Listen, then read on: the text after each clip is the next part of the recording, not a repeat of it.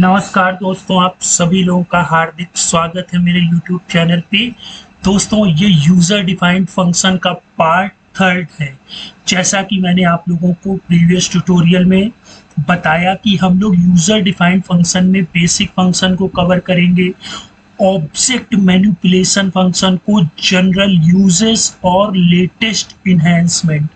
उसमें हम लोगों ने बेसिक फंक्शन में सिंपल इंटरेस्ट को सीख लिया था।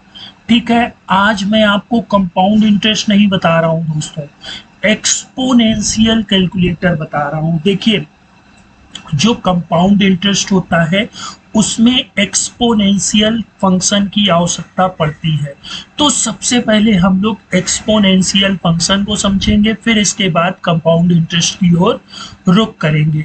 तो एक्सपोनेंशियल, आप लोग अगर मैथ्स के स्टूडेंट हैं तो जानते हैं 2 की घात 2, 2 की पावर 2 इज इक्वल टू 4 होता था कि नहीं दोस्तों। 3 की पावर 2 9 होता था। मतलब 3 की पावर 2 मतलब 3 मल्टीप्लाई बाई 3, मतलब 2 बार मल्टीप्लाई कर देना। 3 की पावर 3 इज इक्वल टू 27, मतलब 3 गुणे 3 गुणे 3, 3 का मल्टीप्लाई 3 बार, है ना। तो उसी लिए हम लोग सबसे पहले एक्सपोनेंशियल कैलकुलेटर बनाएंगे, फिर इसके बाद हम लोग कंपाउंड इंटरेस्ट का रुख करेंगे। तो जैसा कि आप लोगों ने प्रीवियस ट्यूटोरियल में भी देखा था, हम लोगों ने ये menu item gateway of tally में ऐड कर ली थी। सिंपल सा कोड होता है दोस्तों, है ना। अब इस पर हम लोगों ने एक फंक्शन डिक्लेयर किया था कि अगर कोई यूजर इस पर क्लिक करे तो एक अनदर मेन्यू ओपन हो, ठीक है। और उस मेन्यू का नाम हम लोगों ने माई फंक्शन रखा था। तो जैसे ही हम इस पर क्लिक करेंगे तो ये माई फंक्शन नाम की एक मेन्यू आइटम ओपन हो जाएगी, जहां पर 2 मेन्यू आइटम ऑलरेडी अवेलेबल होंगी। अब अवेलेबल कैसे होंगी? जब हम लोग इस कोड को बनाएंगे, है ना। तो add item simple interest calculator, तो आप लोग देख सकते हैं यहाँ सिंपल इंटरेस्ट कैलकुलेटर लिख करके आ रहा है, ठीक है। अब हम लोग यहाँ जो भी आइटम का नेम रखना चाहें वो रख सकते हैं, वही आइटम नेम हमको वहां पर शो हो जाएगा। अच्छा, सिंपल इंटरेस्ट तो हम लोगों ने प्रीवियस ट्यूटोरियल प्रीवियस सेक्शन में देख लिया था। आज हम लोग एक्सपोनेंशियल कैलकुलेटर के विषय में देखेंगे।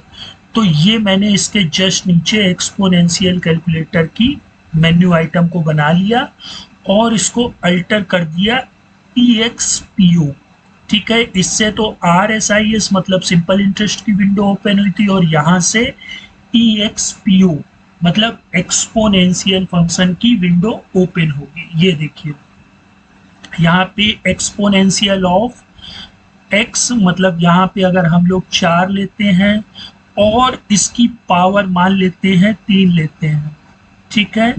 तो 4 इंटू 4 और इंटू 4 मतलब 3 बार 4 का अगर हम मल्टीप्लाई करते हैं तो रिजल्ट हमको 64 मिलेगा कि नहीं दोस्तों।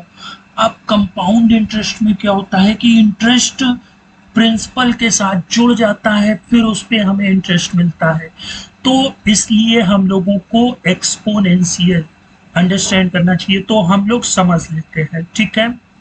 देखिए, मैंने सिर्फ इतना डिफाइन किया और ये पूरी रिपोर्ट आ गई, ठीक। मैंने क्या किया, मैंने जो सिंपल इंटरेस्ट की विंडो बनाई थी प्रीवियस सेक्शन में, उसको, ये देखिए, ये प्रीवियस विंडो, प्रीवियस ट्यूटोरियल में हम लोगों ने ये विंडो बनाई थी। इसको मैंने अपने कोड में क्या किया, अपनी रिपोर्ट में यूज कर लिया। ये टैली TDL की बहुत ही बेहतरीन चीज होती है कि अगर हम किसी डिफिनीशन को एक बार डिफाइन कर दें तो उसको हम लोग अपने प्रोग्राम में दोबारा यूज कर सकते हैं। अच्छा, बाकी देखिए, जो फील्डें थी उनको एज इट इज हम लोग बस चेंज कर देंगे, है ना। ये एक्सपोनेंशियल ऑफ x हो जाएगा, है ना। ये हमारा पावर वाला हो जाएगा, है ना, कि कितने की पावर होगी, और जो रिजल्ट होगा उसको शो करा देंगे। और इसमें ये वाली जो टेन्यूर वाली है उसको हम लोग क्या करेंगे, इनएक्टिव कर देंगे, ठीक है। अच्छा, अब दोस्तों मेन बात आएगी हमारी एक्सपोनेंशियल फंक्शन की, ठीक है। तो इस एक्सपोनेंशियल फंक्शन में हमें दो चीजें चाहिए, एक तो उसी फील्ड का नाम, अब फील्ड को लेके आना है तो मैंने आपको बताया था हैश का सिंबल और फील्ड का नाम।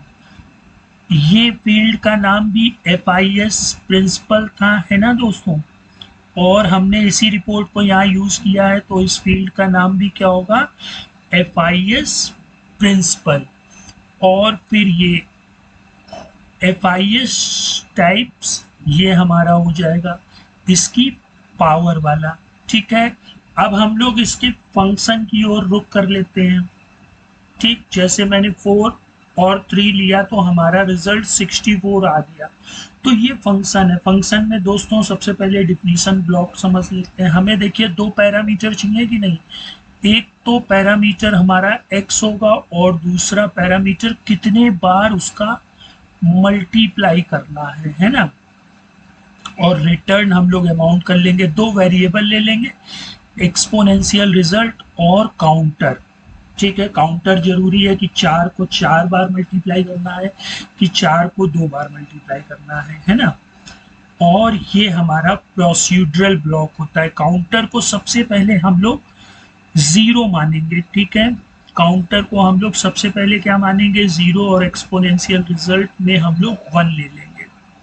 अच्छा, अब ये कब तक चलता रहेगा, जब तक कि काउंटर t से ग्रेटर है। जैसे ही 1 काउंटर आएगा, मतलब यहां पर समझिए ये क्या होगा कि ये सबसे पहले तो 4 ले लेगा, ठीक, फिर यहाँ पे 2 बचेगा, फिर ये 4 ले लेगा, फिर यहाँ पे कितना बचेगा, 1, तो फिर ये एक बार 4 को ले लेगा। अब काउंटर t से क्या हो जाएगा, लेस नहीं रहेगा, है ना, तो वो वहीं पर ही स्टॉप हो जाएगा। और फिर हम लोग काउंटर में इंक्रीमेंट भी करते रहेंगे दोस्तों, है ना, एंड वाइल, और फिर रिजल्ट दे देंगे हम लोग, यही जो हम लोगों ने एक्सपोनेंशियल रिजल्ट रखा था, इसको डबल हैश से यहाँ पर शो करा देंगे। ठीक है दोस्तों, हम लोग इसके कोड को भी देखेंगे अभी, और साथ ही साथ टैली प्रोग्राम में इसको करके भी देखेंगे। तो पहले टैली प्रोग्राम में इसको थोड़ा सा चेक कर लेते हैं। ठीक है, जैसा कि आप लोग देख रहे हैं, अनुराग तिवारी की मेन्यू बनी हुई है। सिंपल इंटरेस्ट कैलकुलेटर मैंने आप लोगों को प्रीवियस ट्यूटोरियल में बताया था। अब एक्सपोनेंशियल कैलकुलेटर 2 की पावर 5, मतलब 2 का 5 बार मल्टीप्लाई करना, तो 2 दूनी 4, दूनी 8, दूनी 16, दूनी 32। रिजल्ट आपके सामने है। इसी को रिवर्स कर देते हैं, 5 ऊपर रखते हैं, तो ये देखिए 5 का मल्टीप्लाई बाई 5 बार, 5 का मल्टीप्लाई बाई 2 बार, तो 25।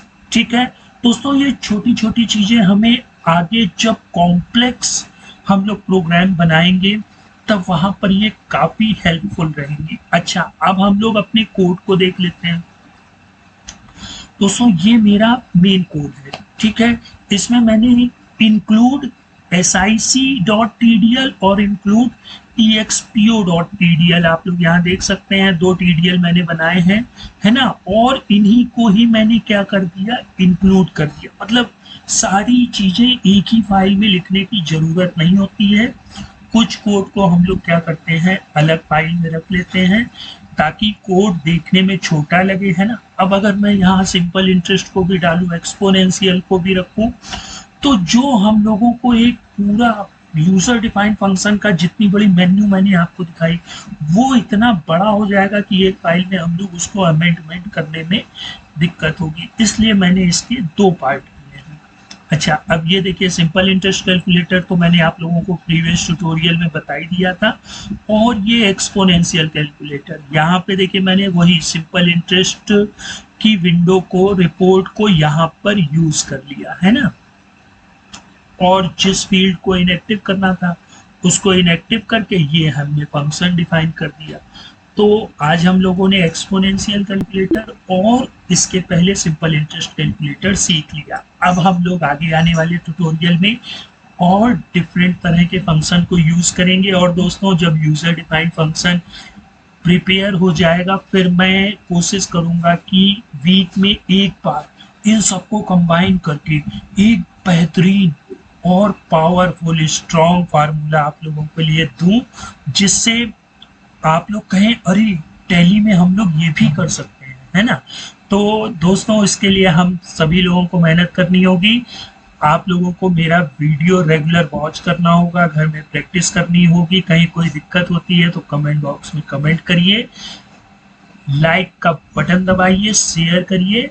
फिर मिलते हैं नेक्स्ट टाइम, तब तक आप लोग अपना ख्याल रखिएगा। गुड बाय दोस्तों।